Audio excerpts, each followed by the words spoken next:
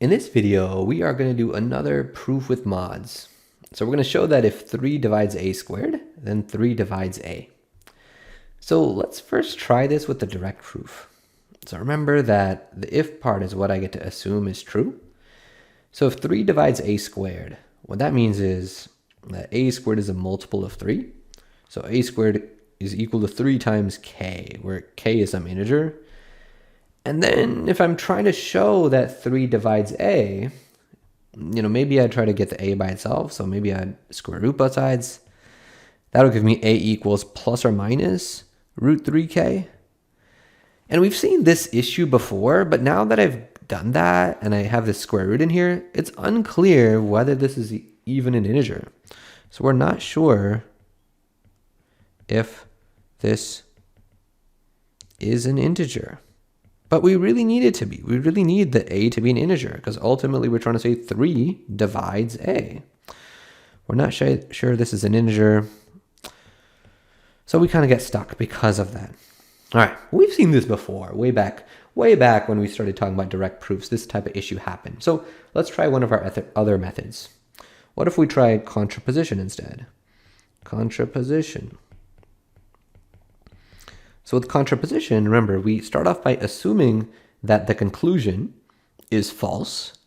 So what I would be given, or what I get to assume is true now, would be that, I'll put a bullet point, 3 does not, so I'll put a slash to it, does not divide a.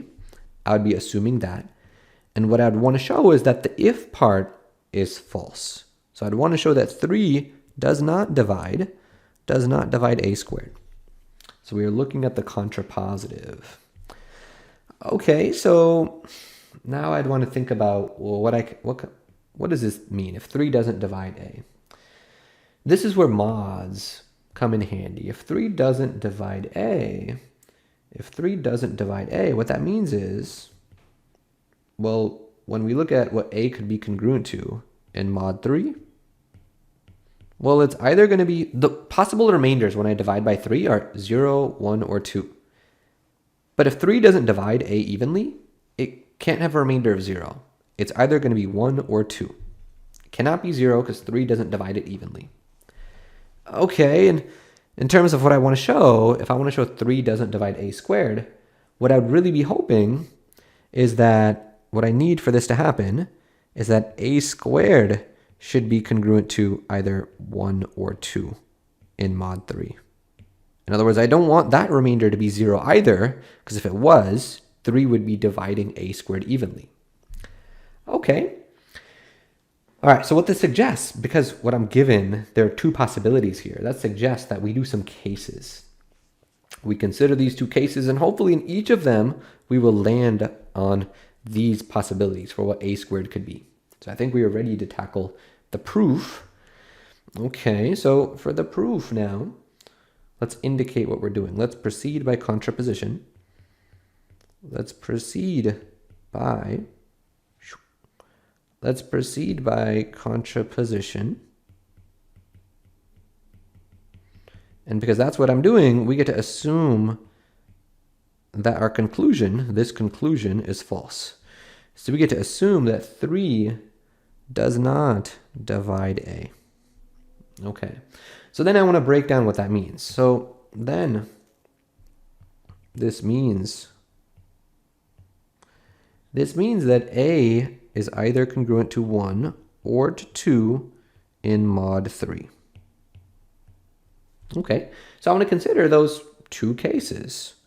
So I have 2 cases. Case 1 is, well, a could be congruent to 1 in mod 3. So what happens if that's true? And then case 2 is, well, what if a is congruent to 2 in mod 3? Hopefully in each of these cases, we'll be able to arrive at this conclusion. At this point, let me do a pause and let you try it from here. So pause the video for about 2 to 3 minutes. See if you can take it forward from here. It should be really similar to what we did in the proof in the last video. Pause in 4, 3, 2, 1. Pause it and try it. All right, so hopefully did that. Hopefully paused it and tried it. Let's talk about it together now. So if a is congruent to 1, mod 3, To get this, I'm going to square both sides. We've seen before that that's a theorem that we have. We can raise both sides to positive integer powers and congruences. So that's true. Then a squared is congruent to 1 squared. Well, 1 squared is just 1. And okay, and then I have my mod 3 at the end. Okay, so let's do the same thing and square both sides of this.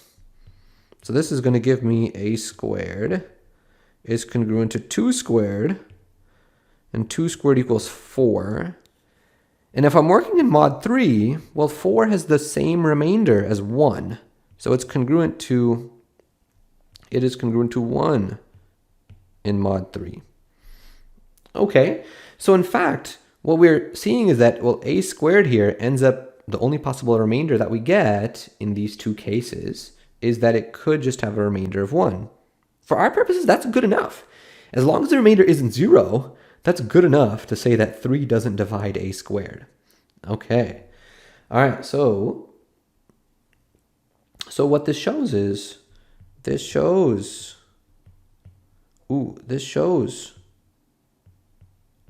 that a squared is congruent to 1 mod 3 overall.